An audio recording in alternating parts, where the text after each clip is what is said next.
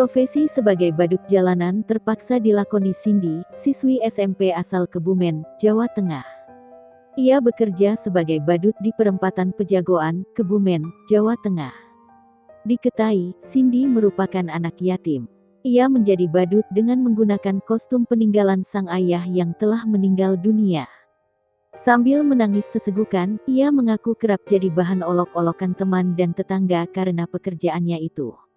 Meskipun begitu, ia tetap semangat dan tegar demi bisa menafkahi sang adik dan ibunya.